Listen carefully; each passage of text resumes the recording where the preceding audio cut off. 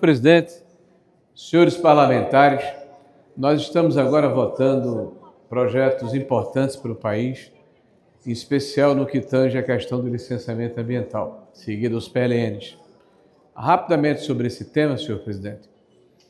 Nós vivemos num país em que, infelizmente, os órgãos de concessão de licenciamento, ao invés de serem parceiros do desenvolvimento, têm sido cúmplices do atraso e do subdesenvolvimento.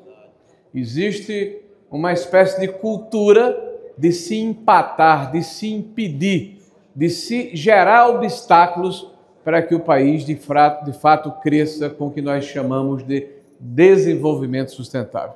Essa casa hoje pode, numa espécie de marco civilizatório, dar uma volta por cima neste processo e apresentarmos à nação brasileira uma legislação condizente com os desafios que nós enfrentaremos nos próximos anos.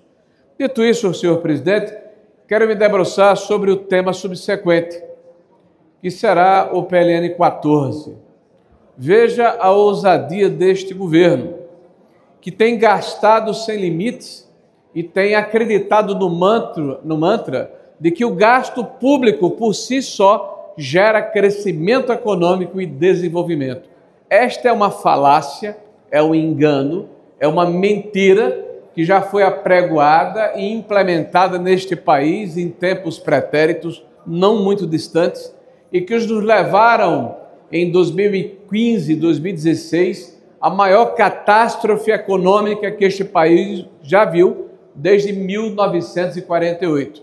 Aparelhamento da máquina pública, corrupção generalizada, problemas ligados à falta de planejamento na execução de projetos eleitoreiros, falta de projeto de país e sobra de projeto de poder, a malversação de recursos públicos.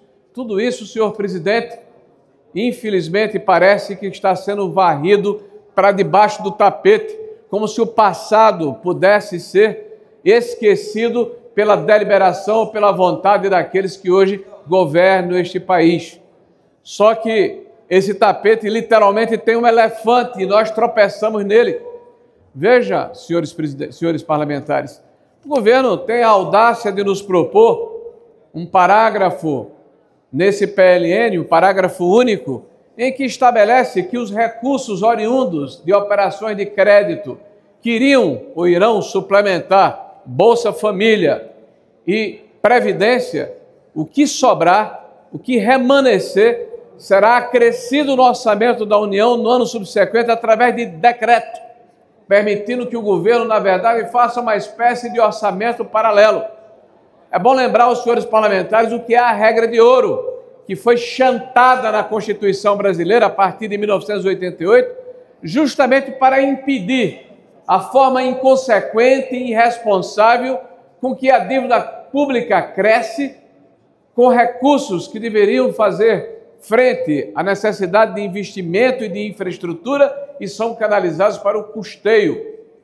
Pois muito bem, senhor presidente, a vedação desse dispositivo obriga o Executivo a submeter ao Congresso Nacional a exceção da regra de ouro. Só que o governo, não satisfeito em buscar 12 bilhões de reais a mais para o Bolsa Família, e só falta um ano para terminar o ano. Aliás, eu quero ler para os senhores e peço atenção uma notícia do Poder 360 que trata justamente desse tema.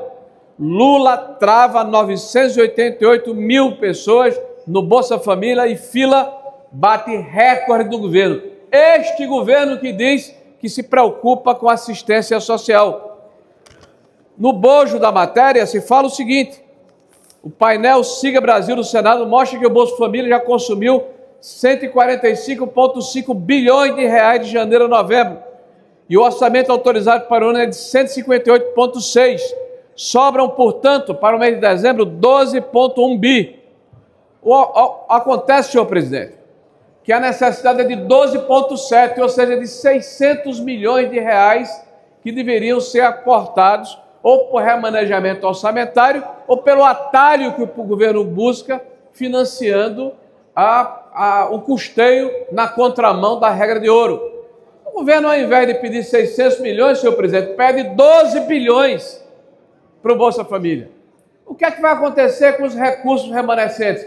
O governo propõe que esse recurso seja incorporado ao orçamento da União através de decreto, ou seja, vai permitir-se literalmente um cheque em branco sem aquiescência, sem anuência, sem a fiscalização do Executivo Federal.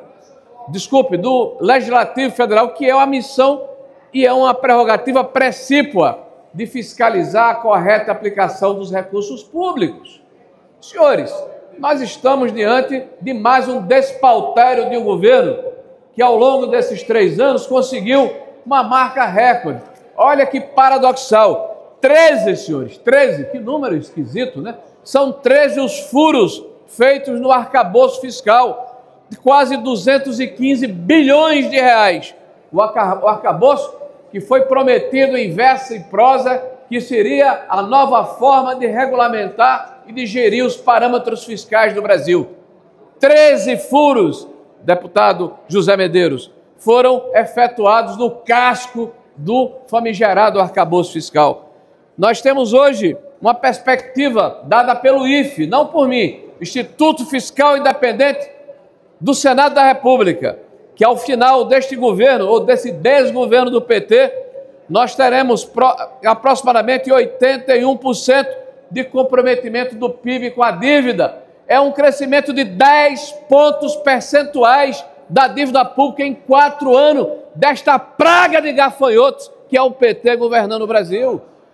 10 pontos percentuais, senhor presidente, de um PIB de quase 12 trilhões de reais significam 1,2 trilhões de reais acrescidos na dívida pública. Esse é o legado, é a herança maldita que o PT oferece às futuras gerações, ao povo brasileiro, em nome de um projeto de poder, de um populismo exacerbado, de uma tentativa canhestra de aparelhão na máquina pública, permanecer no governo, não por um projeto de país, reafirmo, mas por um projeto meramente de perpetuação de poder, para permitir que esse aparelhamento seja disponibilizado para os seus cúmplices, apadrinhados e amigos do rei, em detrimento da sociedade brasileira.